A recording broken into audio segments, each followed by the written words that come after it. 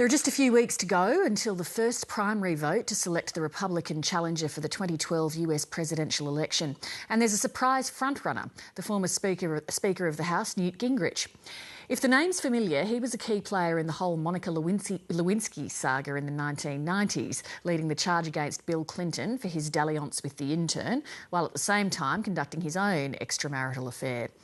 Newt Gingrich has been a controversial figure in US politics for a long time, but he now looks a solid chance of winning the Republican nomination, as North America correspondent Michael Brissenden reports. Some people say the America we know and love is a thing of the past. I don't believe that. A few weeks ago, Newt Gingrich was truly yesterday's man. Now, he could be the Republican future. It may have surprised some, but it hasn't surprised Newt Gingrich. I'm going to be the nominee.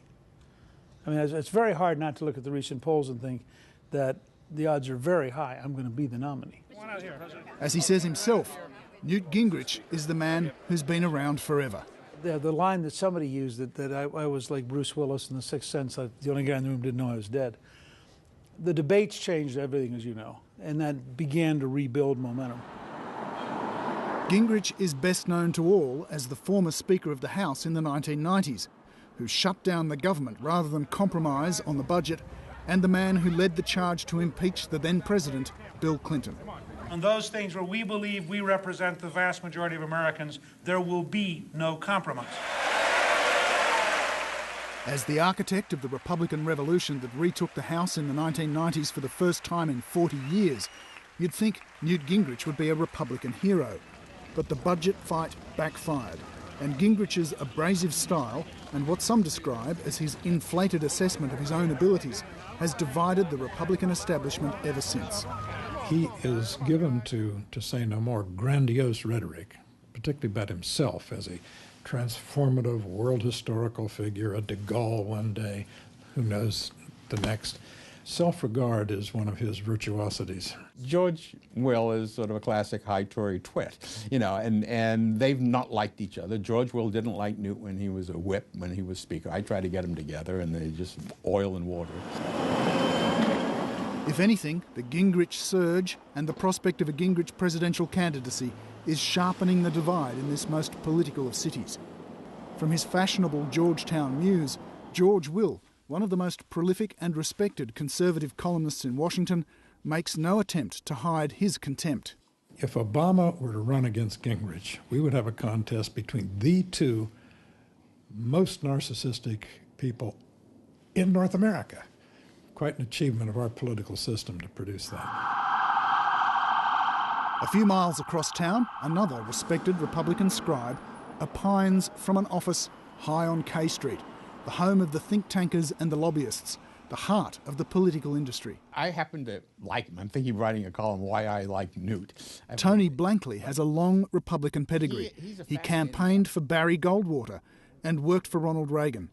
Most importantly, he was Newt Gingrich's press secretary during the turbulent 1990s. He's a fascinating guy. He's very driven. I worked for Ronald Reagan. I worked on all Reagan's campaigns for governor and then president, served on Reagan's White House staff. Reagan and Newt are very different guys on a personality basis, but like anybody who becomes a national leader, they're driven. Newt Gingrich has a history of self-destruction.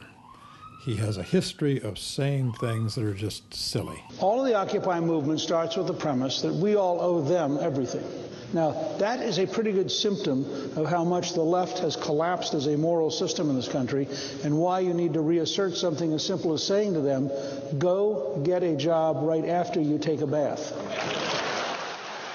His strength is his ability to talk vividly and colorfully and with powerful images about what we're accomplishing. When you talk that way, as opposed to poll-tested talking point sludge, sometimes you're not going to hit the mark. I don't think right-wing social engineering is any more desirable than left-wing social engineering. With allies like that, who needs the left? Newt Gingrich on the defense for taking $1.5 million after he left Congress, right? As you can see, Newt Gingrich comes to this fight with a considerable amount of baggage. It's a byproduct of just having been around Washington for so long. But Gingrich has also courted controversy and taken positions that some feel might come back to bite him. We don't always see eye to eye, do we, Newt? No, but we do agree our country must take action to address climate change. First of all, it's probably the dumbest single thing I've done in recent years. Nonetheless, policy flips like that don't go down too well with the Conservative right. Neither does his checkered personal life. Gingrich is now on his third marriage. But one of the biggest hurdles is his Washington pedigree at a time when Washington is a dirty word. There's kind of entertaining brassiness to Gingrich saying, I'm actually an outsider. Been living in Washington since the 1980s, made all my millions in Washington, still live here, want to go on living here, but I'm an outsider. That doesn't pass the laugh test. One of the most controversial connections he has is to the government homelender Freddie Mac, who paid him $1.6 million over 8 years for what the former history professor says was historical advice. So the question is, with all that baggage, why is Newt Gingrich even in the frame? And the answer is Mitt Romney. Despite toughening up his position on such policy areas as abortion, gun control and healthcare, the Republican base still sees Romney as too liberal. Gingrich has also flipped and flopped on some key policies, but he's done so with conviction, and no one appears to have any doubt what Newt Gingrich really believes in.